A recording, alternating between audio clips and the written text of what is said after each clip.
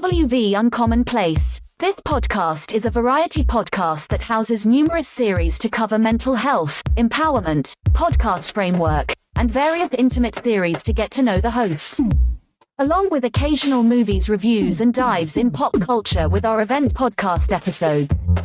The Uncommonplace digs into bringing guests on that stories don't fit the mold and are very different. WV stands for the great state of West Virginia, and every quarter we cover something in West Virginia. Stacey and myself, JR, are your hosts, so please come along for this venture to Uncommonplace.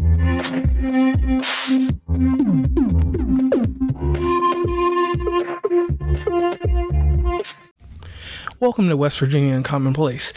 And today's my birthday, it's July 13th, and you're going to get this episode on Saturday. I'm a little frustrated. I love the idea of my birthday and stuff like that, but one thing that has just caught me off guard is I was doing something for a company. I was providing my insight into what my expertise is, what my authority is in, and that is listener migration. Now, mind you, I did use my iPhone because with the Mac computers, for some reason, the Canons don't hook directly into them anymore, so that I can't use those directly to my Mac. So my phone shoots 4K at 60 frames. I have a Zoom recorder. I have XLR mics. So with that extension, that's taking the iPhone, a Lightning to USB cable, plugging it in so that you get this quality sound when I'm recording a video. So I did that, and the information was brought back to me, and they said that my audio was echo sounding, and this is and that. Now, I'm one to admit this. Sometimes the audio quality is not the best, but when I have this, and the audio quality is usually bad if I'm using my Yeti and I don't have it hooked up properly. But when I have this XLR mic in front of me right now, like I'm talking to you right now, I got my sound in a good method. So I got upset and I got mad because I was like, every time I'm doing something to try to get into this extra circle or this place with these people that I feel are elite, something always comes up or some type of hindrance has come up and I kind of get pushed back. Now, this time I'm not going to get that mad because this was just something that was subjective. It was someone's choice to do whatever they want. So what I'm going to do is I'm going to actually release my listener migration audio to you guys so that you all can hear it and you all can be the judge of it. So you'll get this, on Saturday. And my problem inside the podcast industry, and I'm going to address this right now in this episode, is this. It seems like if you are not spending a lot of money with certain people, you're not getting traction. And I'm not talking about spending money on ads or anything like that. I'm just talking about in the general space of these podcasters, unless you're part of these elite groups or these little syndicates, you have to scrape, claw, and nail your way to them. So when you come with something innovative, and in my case, what I do, I am not one of the only people to do it, because quite a few people do it, because I've been talking about it for over 3 years. But the top social media gurus don't do it. The top people, or the people that are supposed to be on top, do not do the methods that I use to attain and retain listeners. So I hope this bit helps you all out. And just like with anything, I'm one of those people, I'm a firecracker. I really get upset over things like that. And this time I'm not going to let it just like mess me up or anything like that. But this is the thing that I'm going to do. I'm going to release this information. If you all need help, you know how to reach me. Go over to the link tree, or you can go over to www.wvuncommonplace@gmail.com, or, .com, or the email address. You can reach me in some kind of facet and I can come out of my way and help you. But I don't know, like, I'm just getting this bad taste in my mouth, and I'm just like, why is it that when someone that's not part of the circle comes with something that's a little bit more innovative or a little bit more flashy, someone wants to find a cunning way to shut it down?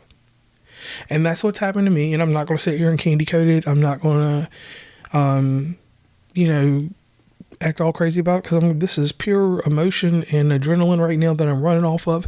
And it's for the simple fact that, like, every time I keep doing this stuff, I keep doing the right things. I'm trying to go into these methods of mayhem that these people do. And I'm seeing that there's some areas that obviously my advertising and marketing expertise are different, and they work for me, and I've seen them work for other people. And these people just don't want to adhere to it, or they don't want to let it become part of their persuasion because they built templates, they build these courses and different things that do not align with this. They have other methods. So you be the judge, you be the person to decide, and you let me know what you think. So on that note, I'm JR, and I'm out of here. Hey everybody, I'm JR from West Virginia Uncommonplace podcast, and I'm an independent podcaster.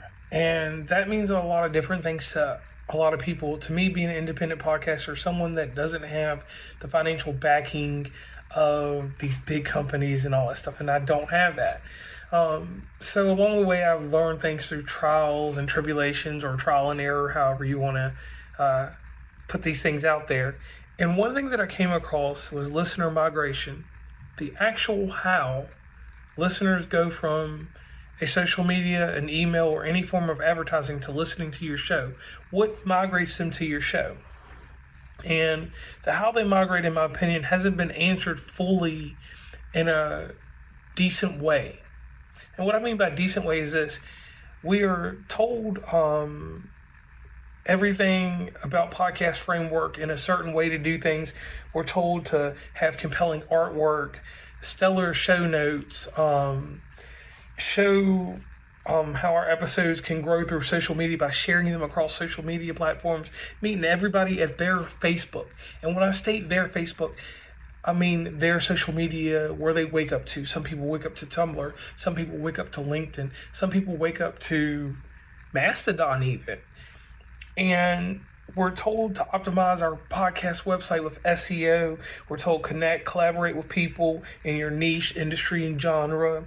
Submit your podcast to directories. Partner with other podcasts in different manners, like go on their show, podcast swaps. Keep your show consistent. And then we're given the whole thing about content structure. Make sure your show's not shallow and repetitive, and make sure that you're not rambling. And when we do all this stuff, you know, me personally, I did everything that these gurus told me. And as I did everything that these gurus told me, I started not seeing this result, and I would pause what I'm doing, and I would go in and be like, hey, why am I not getting the same result these people are? And what I had to learn is that the thing that we all know about anything, that results vary by the application and the pressure that you put into it.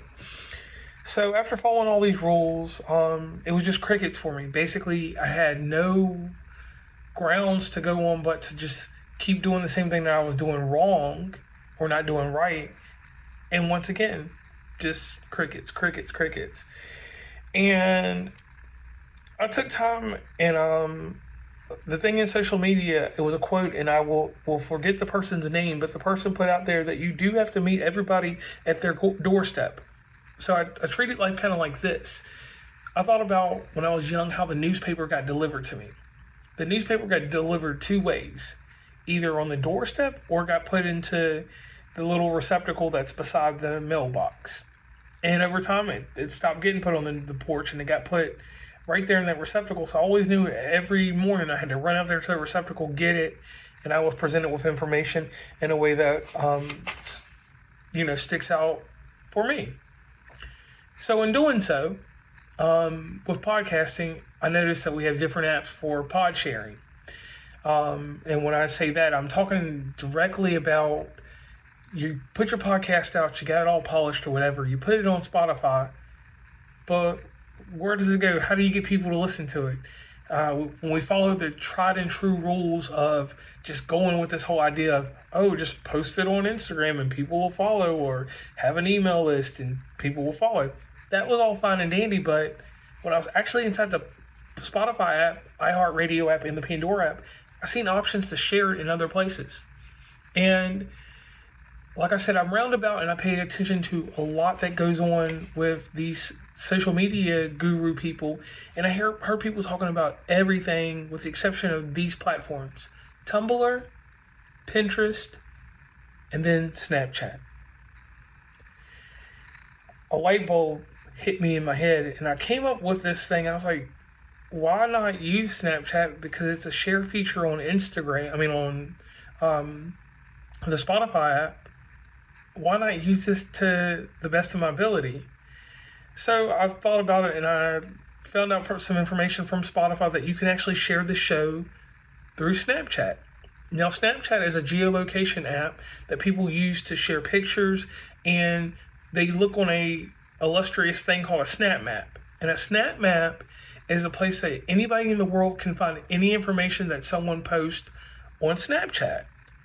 So through my trials and tribulations, like I said earlier, I got out here and I started sharing my show. All right, and then like always, with everything that goes on with me, I realized this one thing. Hey, you're missing the true element that the gurus teach, which is the podcast collaboration. So the podcast collaboration portion that I learned about was this. I know X amount of podcasters in this state and that state, but our shows don't truly mesh together, so there's no reason for us to truly do a show, but we like each other and we have camaraderie. So I asked them very simply, could you share my show on the Snap Map?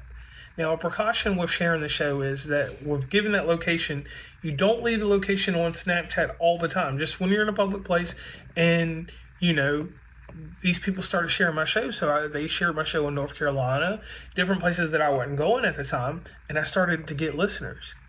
From that point on, I was able to directly decide that, hey, how do I capture this listener migration? So I went back to those old rules, and there's emails. People that listen to my show, I set up a simple call to action, in which a call to action is a way to find out who the listeners are. So what I did was, with this call to action, I said, hey, who's listening to the show from Snapchat?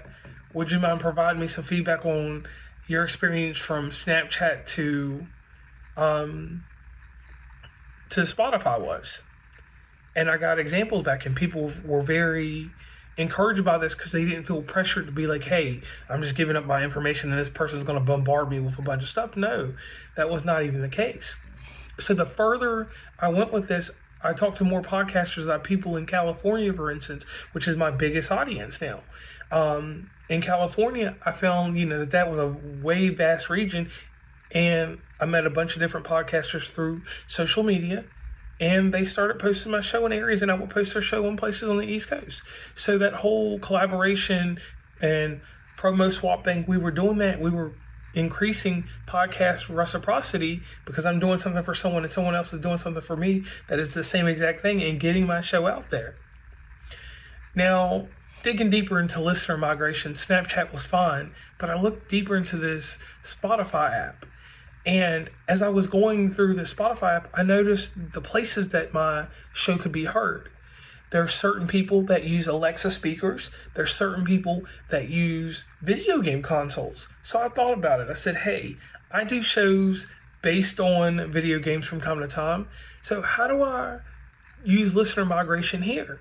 So in this instance, for the listener migration, I took Spotify from the Xbox. That's what I used. And I had a list of friends on there, and I sent them my podcast directly to them, which in turn, doing that through Xbox, I had these people's email address already, and I explained to them in the nicest manner, I'm sending you this episode, please give me feedback, and if you would like to become part of my mailing list, which once again, I didn't go real tough on them or anything like that, I just basically put out there that, hey, you could join me and enjoy my show, and I have things about video games that are encouraging to you. So this was the first time that I had actually, beyond the Snapchat thing, found a way to directly link to listener migration, because I produced it out there to people, and I let them know that if they like the show, continue with it, and please pass it along to other people. So that word of mouth, which is the oldest transmission that we use to promote things, went around that way. And with that, I had a deeper understanding of straight listener migration, because once again, I had the email address, I already had the people there. And going into a further realm to keep those people, I started a Discord, which is a video game related thing that's related to other things too, because people use Discord beyond just using it for video games. So I built a community there.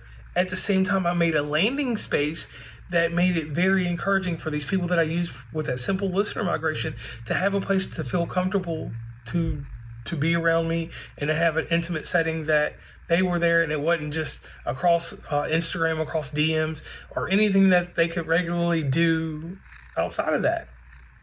So I did that for a little while, and then I thought another time, I went back once again and looked at Spotify for other places that I looked at, and I looked at there were so many different ways that you can tie in your shows that I encouraged it to other podcasters. I said, hey, if you like someone's show and you want to blindly help them get followers, here's the way to go.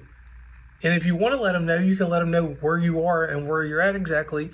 And sharing these shows across Snapchat, for instance, it gives you strong analytical information. Like if someone from Toledo was listening to my show, I shared that show at the Toledo Speedway.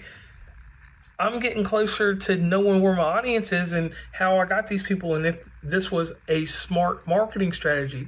Because these are the things that we don't go over. These aren't the things that are laid out in place for us to go on. We're given these rules and these frameworks to follow, and we're not given the creative energy to think about, hey, there's more ways to share this than just the ways that people are telling me. So that was my whole thought and my whole thing with doing listener migration, because I wanted to know how the listener actually gets to the podcast.